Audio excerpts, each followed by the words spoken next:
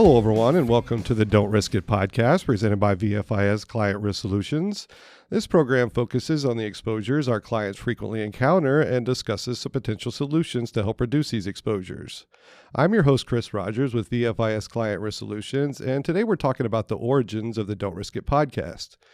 Joining me on the program today is Blair Tyndall from the Client Risk Solutions team, and Blair is here to discuss why the podcast was started and what the goals of the program are.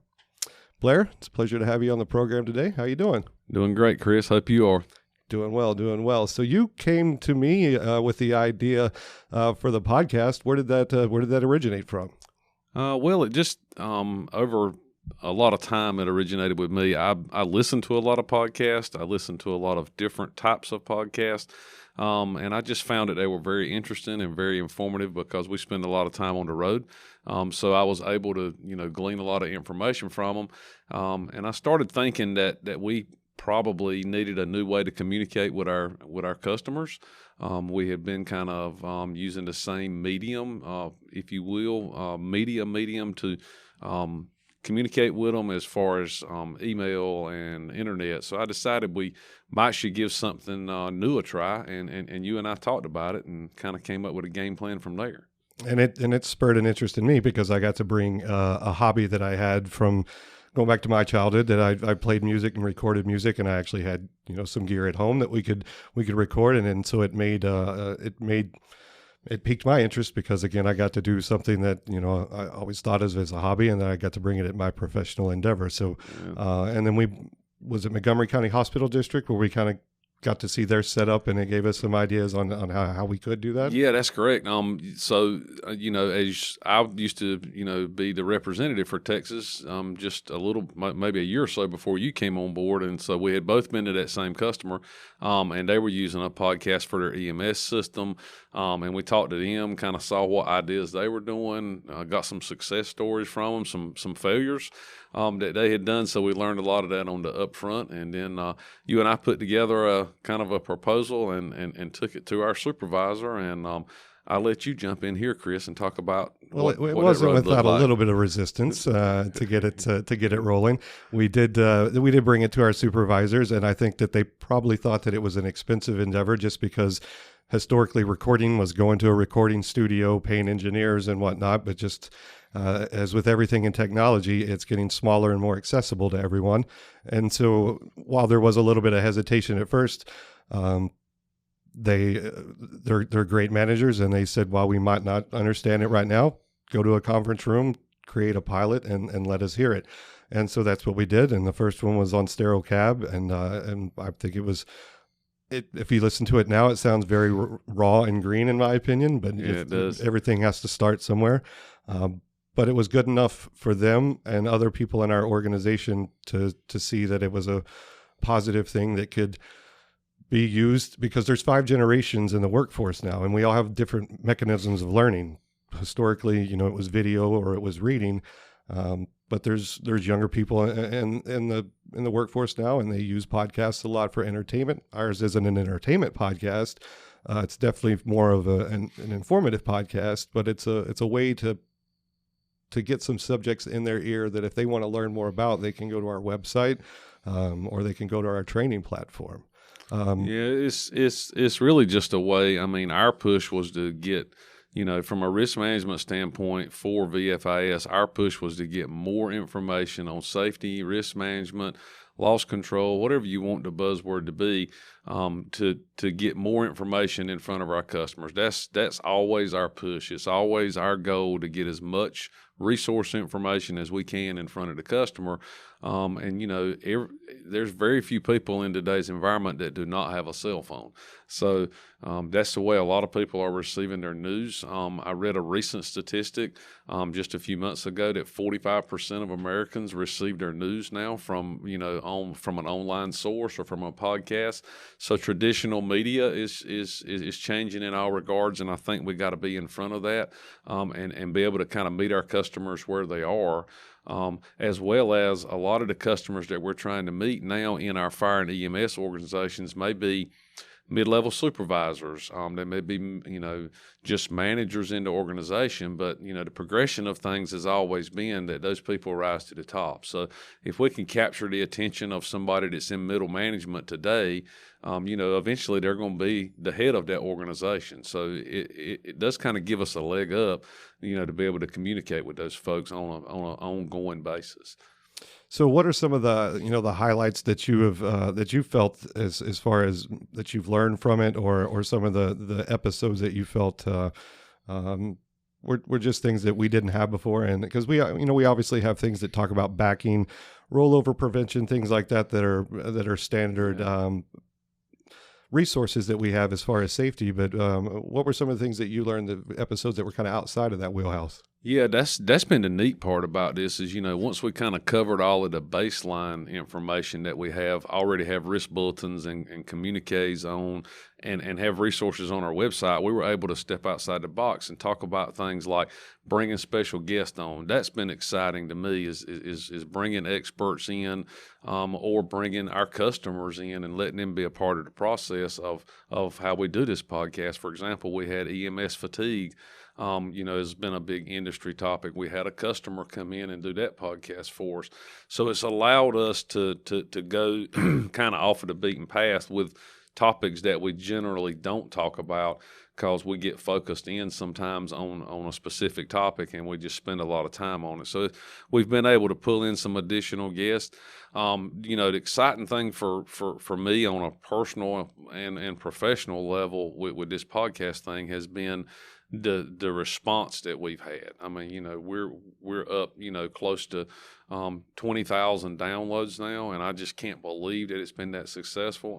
I'm humbled by the fact that it's been that successful, and that just our VFIS risk control department with help from our marketing department have been able to make this big of an impact. And it just shows that if you be persistent and you stay outside the box thinking, that you can really accomplish some cool things, and that everything's not going to work, but this one did. So, it's a good day. And for me, it gave some insight as to what people in the industry are looking for, because there were some episodes that we did that, that we thought would hit really well. Mm-hmm. And we come to find out that there were topics that were fatigued in the industry that people had heard enough of, but then we had some that were new, autism sensory kits with LIMSA. We did a child injury prevention one, things that we historically didn't have resources for, but they were very interesting conversations. And then they turned out to be, in my opinion, really good podcasts because of the guests, not because of the questions I asked, because of the information they brought. So those are some of the great things that I think that learning that there's it helps us know what we need to do going forward to develop more resources. And it's been a real journey, I think, for all of us, in the risk control department, and on the lighter side, we've been able to see all of the hurdles that you've faced as the quote unquote recorder / editor / I don't know what your title is, but we call you the risk control guru, but all of the challenges that you've had to overcome with, background noise, and, we've all learned about things that don't trend well when we're all recording, and we've had some not so smooth recording days, and bringing guests on that have never been recorded, and they've had stage fright, and we've had to start over several times, so it's not like, although we aim for them to be conversational, and we understand that what the customer hears and what you as guys as the audience hear are really sound like pretty seamless productions. Sometimes there's a lot of stuff in the background. So I just want to thank you for your patience and, editing these things, because it takes hours and hours for you to do that. And that's something that most people don't see. We record for 30 minutes and you're editing for several hours just to get that 1 30-minute clip. So, just great job, and kudos to you for doing that. Well, thank you for that compliment. And I also have to compliment some friends of mine, because they have a small part in this podcast, because I play music, and the music that we used, I needed a placeholder, and I didn't have any music that I had the rights to, except for the music that we wrote.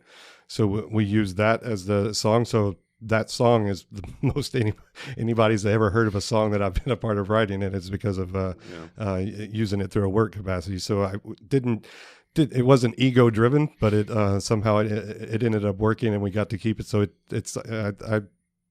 I like that I get to have that personal touch to it, not just my voice on there and voice of my friends and colleagues that I get to work with, but also when that music pops on, I know it's unmistakable is what I'm about to listen to. Yeah. It is a little weird though whenever I'm driving along and listening to a podcast, and then one of our podcast auto plays, and I'm starting to hear that's pretty neat. I hear my voice in my ear, and I'm like, where the heck's that coming from? I finished one the other day, and it automatic. I was on one of the podcast streaming services driving in my car, and I finished one of my personal podcasts that I listened to, and it automatically bumped to the next VFIS website, and that is a very strange feeling, So, but in today's technology, that it's just funny that stuff's available, and I think I mentioned earlier, but I want to go back and make sure, thanks to all of the team members here at VFIS, our marketing department, our risk control department, John Peck from marketing has been really good to work with. He jumped on the bandwagon with us, and he had faith in us, and really made it work. And all of our supervisors, in the VFIS and in the Glatfelder Insurance Group family, they kind of took a chance on us, and so far so good, and we'll see how it goes from here, But at this point, I think it's full steam ahead. Yeah, I think we got the okay. If we got about 100 episodes, I think that the probationary period's over. That's right. I think it's full steam ahead on this. That's right. So, well, Blair, it was great chatting with you about this today. I'm glad that you brought this idea to me, and then we had the ability to make it happen, and then we had a management and supervisory team that was supportive and let us go with something that they initially were a little hesitant to bite in on. So thank you for joining me today. Thank you for having me. And I want to thank you for listening to the program and for your interest in VFIS safety resources. I want to thank Blair Tyndall once again for his time and information. Please consider subscribing to our program to stay up to date on new content releases. Also, if you like what you've heard, please consider leaving a review below. For more information about the many resources available from VFIS, please visit VFIS.com. And to submit ideas for future discussions, please reach out by email at VFISriskcontrol@VFIS.com. Thanks, everyone, and have a great day.